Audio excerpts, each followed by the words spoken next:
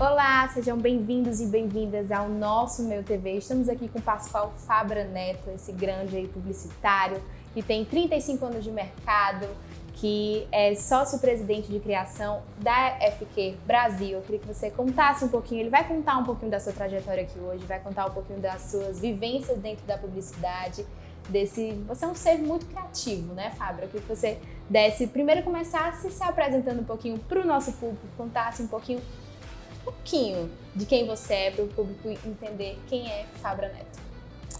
Obrigado, gente. Obrigado. Mas eu tenho que falar para vocês de como tudo começou, né? Eu sou um apaixonado por arte.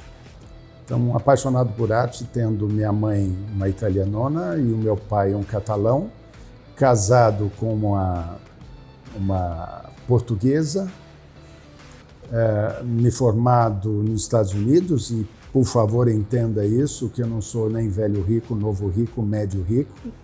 Lá nos Estados Unidos, na verdade, eu quis fazer, ninguém deixa arquitetura para ser um profissional de comunicação, mas a paixão que eu tinha por tudo aquilo que a Madison Avenue eu escutava e era jovem, eu falei, não, eu preciso ir para os Estados Unidos estudar. Meu pai me segurou durante 1 ano e meio, então era muito difícil manter numa escola naquele tempo. E eu tinha noção de que era preciso eu vender pastel na Quinta Avenida, ou barbecue, como vocês queiram, parquear carro de madame, ser salva-vidas na Baptist Church lá em Queens. O que mais? Pintar lábios de bonecas japonesas naquele tempo, num factory. Tudo isso para você se formar e ter a noção. Nada é fácil, todo mundo pensa que foi fácil a minha trajetória. Ninguém vê os tombos que você leva, ninguém vê os verniz das cadeiras que você tira. Então isso é importante vocês saberem. Na verdade, eu sou um CEO, e entenda uma coisa, o que significa o CEO. Eu sou curioso, eu sou um entusiasta, entusiasmo em grego significa o Espírito de Deus que vive em você, e eu sou um otimista. Esse é o verdadeiro significado. Eu roubo isso do Walter Longo, porque eu sou amigo do Walter Longo há muito tempo, e ele sempre falou que eu era um curioso, um entusiasmo e um otimista. Então, isso que fez com que a minha trajetória, eu consegui nos Estados Unidos ser um dos melhores estudantes na universidade, peguei bolsa e aí eu vim para o Brasil. Então, nada é fácil, né? Você tem que batalhar, você tem que ser curioso. Então, se eu puder ser com vocês e passar a vocês essa curiosidade, esse entusiasmo e esse otimismo, eu me dou por satisfeito como ser humano e profissional, sempre aí no CNPJ e no CPF. E quando você voltou de Nova York, você foi trabalhou em algumas agências e trabalhou na DPZ em Porto Alegre, não foi isso? E você até fala assim que em algumas entrevistas suas você fala que foi um marco a DPZ na sua carreira. Eu queria que você contasse um pouco por que foi um marco, por que foi tão marcante essa experiência lá. Eu não posso deixar de falar nas outras agências, mas no tempo que eu vivi na NPZ, quem me mandou para os Estados Unidos fazer curso nos Estados Unidos foi o Roberto Alípio. Aí eu voltei. E foi difícil entrar na DPZ em São Paulo. Eu tive que ir para o Porto Alegre, na DPZ Porto Alegre, e de lá eu vim para cá. Por que é um marco? Ora, ser filho e neto de catalão, sendo o Petit, o Saragossa catalães, e o Roberto Alípio, um padrinho que eu tenho profissional, eu tinha que passar na DPZ, porque a DPZ sempre foi o marco de todos os grandes diretores de artes desse país. Se vocês notarem e pegarem a história da DPZ, ela, naquela época, nos anos 60, 70, ela sempre foi disruptiva, naquele tempo. Então, os dois espanhóis e um libanês trocaram o que era chamada de agência de propaganda. Eles eram inventivos E o bom profissional, eu falo isso não só comigo, mas os bons profissionais passaram na DPZ, fizeram escola na DPZ. Se você notar, todos, Nizam, Washington, Mauro Pérez, Helga, Rodolfo Vani, o Marcelo Serpa, todos passavam na DPZ e abriam as suas próprias empresas e agências de comunicação. Por isso que eu acho que ela foi um marco. Mas um marco na minha vida também, se eu posso falar isso, é quando eu recebi um telefonema da Talent, da Ana Carmen Logobardi e do Mauro Pérez. Me chamaram, eu atravessei a rua, porque a DPZ tinha uma rua no meio, uma avenida no meio, e ela ficava do outro lado. E foi extraordinário. E aí é uma história longa. E é bacana. Exatamente sobre isso que a gente vai falar, que você até compartilhou que em um certo momento você se via como um publicitário muito criativo, mas que você via que faltava você ter mais do planejamento estratégico, uma visão diferente da publicidade. A criação já estava em você, mas você via que tinha que desenvolver, que até que você fala, um publicitário não tem que ser só o criativo, ele tem que ter um ver comercial, tem que ter um olhar comercial. E foi por esse motivo que você resolveu ir para a Talent. Eu queria que você falasse um pouco sobre se perceber assim como publicitário, você vê que você já tinha muito sucesso, mas entendia que precisava desenvolver um novo lado. Eu queria que você contasse um pouco sobre isso. Ela fez uma lição de casa maravilhosa. Mas eu falo para vocês o seguinte, ser criativo eu diria para você, é um privilégio, mas não é prerrogativa da criação. Ser criativo é criativo no planejamento, é ser criativo na área financeira, ser criativo no atendimento, ser criativo na hora de formular no jornalismo.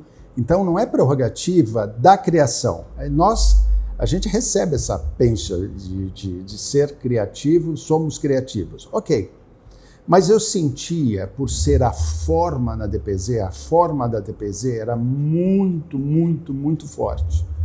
E eu sempre admirava o trabalho da Talent. A Talent tinha uma coisa que era o conceito, o planejamento. E o Júlio Ribeiro, pouca gente sabe disso, mas o Júlio Ribeiro era um ex-redator e virou um dos melhores planejadores desse país. Foi ali que eu encontrei meu sócio atual, Fernando Quinteiro. Foi ali que eu encontrei pessoas maravilhosas. Eu vou tentar tomar o cuidado para deixar os nomes aqui registrados, né?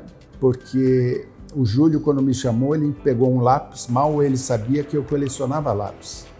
Ele pegou um lápis na minha frente e esse lápis estava escrito Talent. E ele não tinha borracha na ponta. E a outra ponta estava apontada. Ele olhou para mim e falou assim, olha, aqui na Talent eu sei que eu preciso formatar mais a direção de arte. Você é o cara para vir para formatar isso. Mas aqui eu vou te ensinar que do outro lado desse lápis, se você apontar, você vai escrever, você vai ser criativo, você vai poder vender melhor a tua ideia. Foi ali que ele me conquistou. Ele, Ana Carmen, Mauro Pérez. E foi ali que eu encontrei, eu já era amigo do Fernando Quinteiro há muito tempo, e foi ali que eu encontrei um dupla maravilhoso, que é o Ricardo Freire, que eu computo como um dos melhores redatores com quem eu trabalhei. Foi ali que nós criamos a centelha criativa, Não É Assim uma Brastemp, do Ricardo Freire, Pascoal Fabra Neto. Nós fizemos a dupla, nós dois, e foi mais do que 15 minutos de sucesso. Foram 25 anos de sucesso. Foi ali que eu ganhei um bônus, não só eu, mas todo o atendimento. Hermínia, que trabalhava no Rádio e TV, Ritinha, do planejamento, Júlio Ribeiro, Eustáquio, Ana Carmen Logobardi, Mauro Pérez, Ricardinho Freire, o Emílio da Piano, o Fernando Meirelles, o talento do Fernando Meirelles, quando a gente desenhou a poltrona e fizemos isso, ele falou, não olhe para a câmera, olhe para o ladinho aqui da câmera. Esses toques do diretor, é assim, é entrega de bastão, gente. É entrega de bastão que significa você ver o talento dessa pessoa, desse profissional, e de repente esse profissional entrega, falou, agora é com você, toca o pau. Entendeu? Então é um passar para o outro.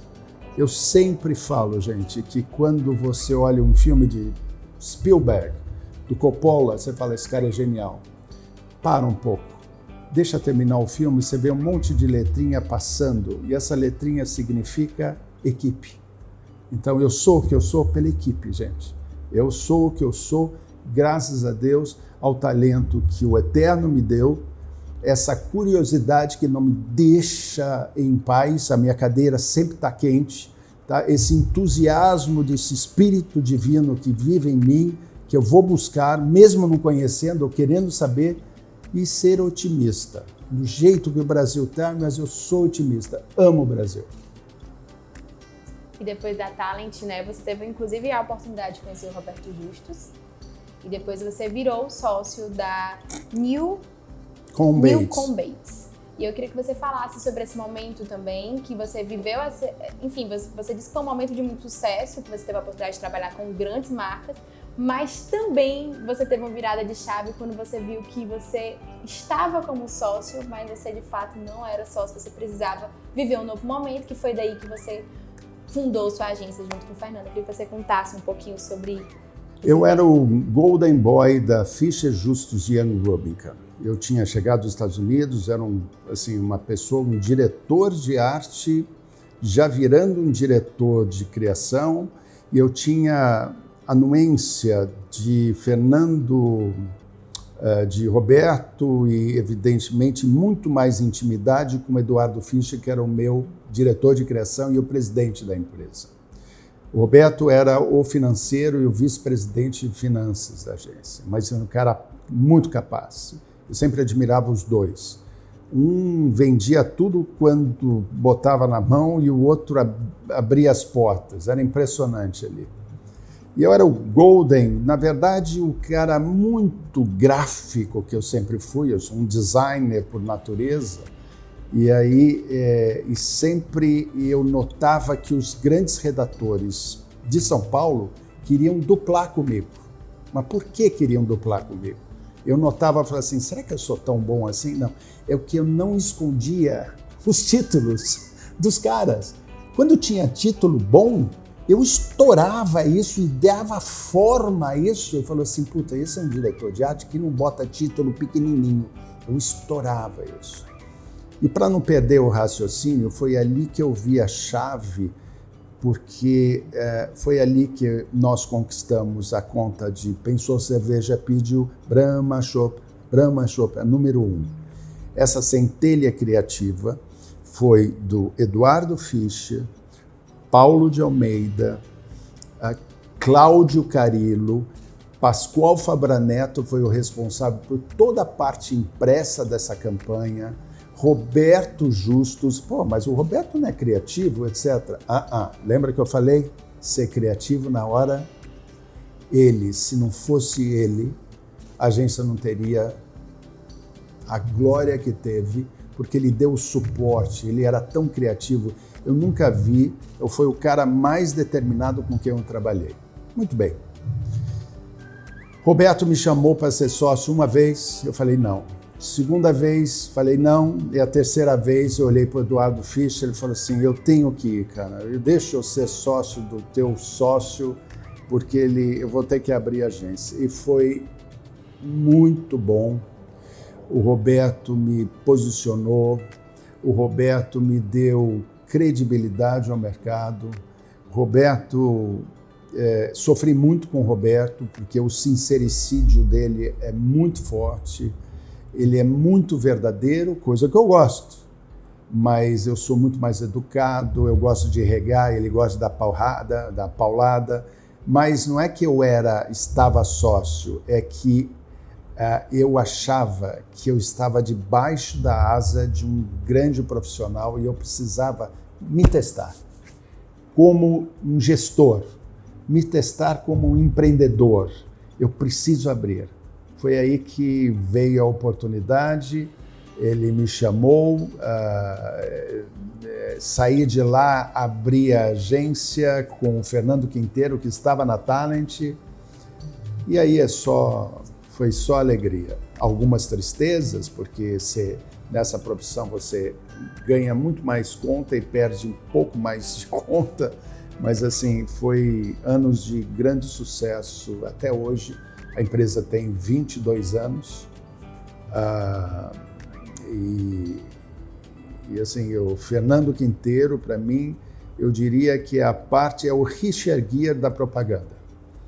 Para mim, o Fernando Quinteiro ele é mais bonito internamente do que externamente.